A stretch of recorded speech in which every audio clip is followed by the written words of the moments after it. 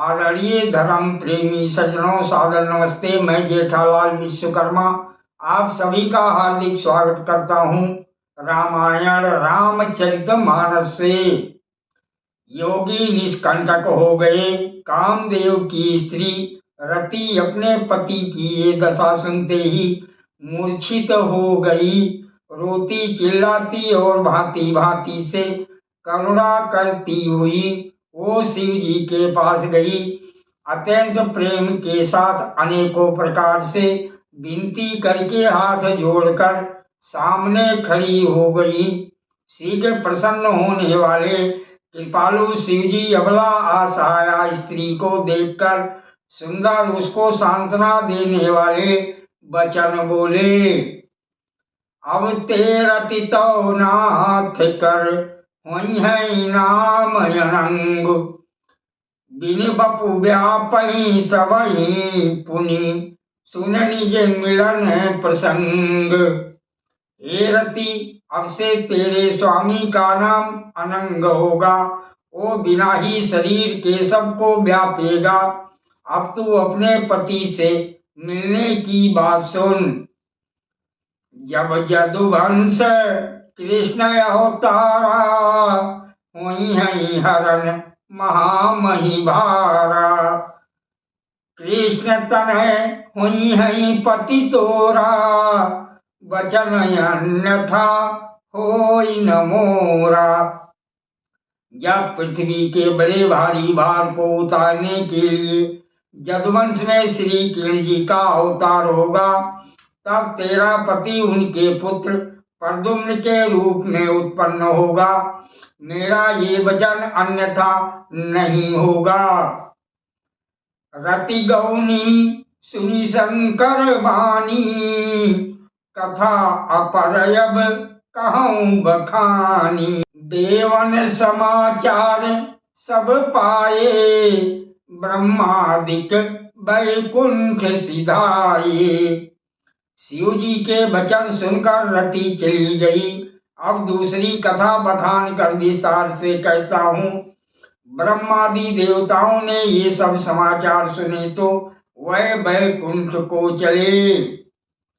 सब सुर विष्णु विरंच समेता, गए जहाँ शिव कृपा निकेता। पृथक पृथक तिन कीनी प्रशंसा, भये प्रसन्न चंद्र औतंसा। फिर वहां से विष्णु और ब्रह्मा सहित सब देवता वहां गए जहाँ कृपा के धाम शिव जी थे। उन सब ने शिव जी की अलग अलग स्तुति की। तब शशि भूषण शिव जी प्रसन्न हो गए। बोले कृपा सिंधु वृषिकेतु, कहो अमर आए के ये तू। का विधि तुम प्रभु अंतर जामी, तदपि भगत बस बिनो स्वामी। कृपा के समुद्र शिव जी बोले, हे देवताओं कहिए आप किस लिए आए हैं। ब्रह्मा जी ने कहा, हे प्रभु आप अंतर्यामी हैं, तथापि हे स्वामी भक्ति बस मैं आपसे विनती करता हूँ।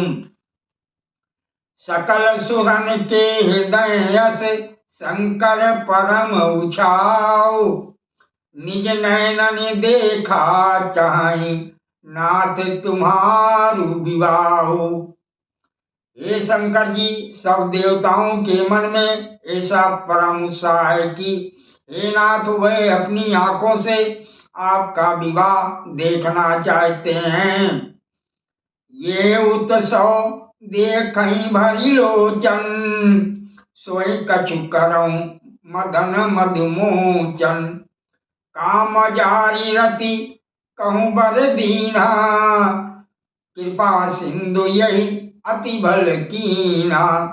हे कामदेव के मद को चूर करने वाले, आप ऐसा कुछ कीजिए जिससे सब लोग इस उत्सव को नेत्र भर के देखें। हे कृपा के सागर कामदेव को भस्म करके आपने रति को जो वरदान दिया सो बहुत ही अच्छा किया। सासति कर पुनि करहि पसाऊ, नाथ प्रभुन कर सहज सुभाऊ। पार्वती तप कीनी अपारा, करहु तासयब अंगीकारा। हे नाथ, श्रेष्ठ स्वामियों का ये सहज स्वभाव ही है कि वह पहले दंड देकर फिर कृपा किया करते हैं। पार्वती ने अपार तप किया है, अब उन्हें अंगीकार कीजिए। सुन विधि विनय समझ प्रभु बानी, ऐसा ही होई कहा सुख मानी। तब देवन दुंदभी बजाई, बरसि सुमन जय जय सुर साई। ब्रह्मा जी की प्रार्थना सुन कर और प्रभु श्री रामचंद्र जी के वचनों को याद करके शिव जी ने प्रसन्नता पूर्वक कहा ऐसा ही हो। तब देवताओं ने नगाड़े बजाए और फूलों की वर्षा करके जय हो देवताओं के स्वामी की जय हो ऐसा कहने लगे। अवसर जाने सप्त ऋषि आए, तुरंत ही विधि गिरि भवन पठाए। प्रथम गए जहाँ रही भवानी, बोले मधुर बचन छल सानी। उचित अवसर जानकर सप्त ऋषि आए और ब्रह्मा जी ने तुरंत ही उन्हें हिमाचल के घर भेज दिया। वह पहले वहां गए जहां पार्वती जी थी और उनसे छल से भरे मीठे विनोदयुक्त आनंद पहुंचाने वाले वचन बोले। कहा हमार न स्नेह तब नारद के उपदेश, अब भा झूठ तुम्हारेपन जायऊ काम महेशु। नारद जी के उपदेश से तुमने उस समय हमारी बात नहीं सुनी, अब तो तुम्हारा प्रण झूठा हो गया, क्योंकि महादेव जी ने काम को ही भस्म कर डाला। सुन बोली मुस्काई भवानी, उचित कहो मुनिवर विज्ञानी। तुम्हारे जान कामयब जारा, अब लगी शंभु रहे सबिकारा। ये सुनकर पार्वती जी मुस्कुरा कर बोली, हे विज्ञानी मुनिवरों, आपने उचित ही कहा। आपकी समझ में शिव जी ने कामदेव को अब जलाया है, अब तक तो वह विकार युक्त कामी ही रहे। हमारे जानी सदा शिव जोगी, अजय नवद अकामय भोगी। जो मैं शिव श्रेयस जानी, प्रीति समेत करम मन बानी। किंतु हमारी समझ से तो शिव जी सदा से ही योगी, आजन्मा आनिंद काम रहित और भोगहीन है। और यदि मैंने शिव जी को ऐसा समझकर ही मन वचन और कर्म से प्रेम सहित उनकी सेवा की है, तो हमारपन सुनहु मुनीसा, करी है सत्य कृपा निधीसा। तुम जो कहा हर जार्यो मारा, सोई अति बड़ आविवेक तुम्हारा। तो हे मुनीश्वरों सुनिए, वह कृपा निधान भगवान मेरी प्रतिज्ञा को सत्य करेंगे। आपने जो ये कहा कि शिव जी ने कामदेव को भस्म कर दिया, यही आपका बड़ा भारी अविवेक है। रामायण से ज्ञान की बातें। दुनिया में सबसे खुश वो लोग हैं जो ये जान चुके हैं कि दूसरों से किसी भी प्रकार की उम्मीद रखना व्यर्थ है। ये उम्मीद ही व्यक्ति के दुखों का कारण है।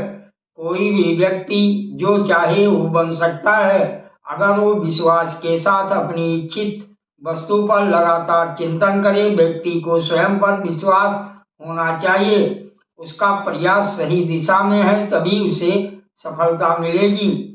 जीत के लिए खुद को प्रेरित करना जरूरी है। रामायण में कहा गया है कि प्रेरणा का सबसे बड़ा स्रोत आपके अपने विचार हैं, इसलिए बड़ा सोचें और खुद को जीतने के लिए प्रेरित करें। क्रोध के समय हर व्यक्ति को खुद पर थोड़ा नियंत्रण रखना चाहिए और गलती के समय थोड़ा झुक जाना चाहिए। ये तरीके अपनाने से दुनिया की सारी समस्याएं हल हो जाती हैं। क्रोध और अहंकार ये दोनों चीजें मनुष्य का विनाश कर देती हैं। जिन्होंने आपको कष्ट दिया है, कष्ट तो उन्हें भी मिलेगा, और यदि आप भाग्यशाली रहे तो ईश्वर आपको ये देखने का अवसर भी देगा। इसलिए कष्ट मिलने पर कभी भी धैर्य नहीं खोना चाहिए। सादर प्रणाम। जय सिया राम जी की।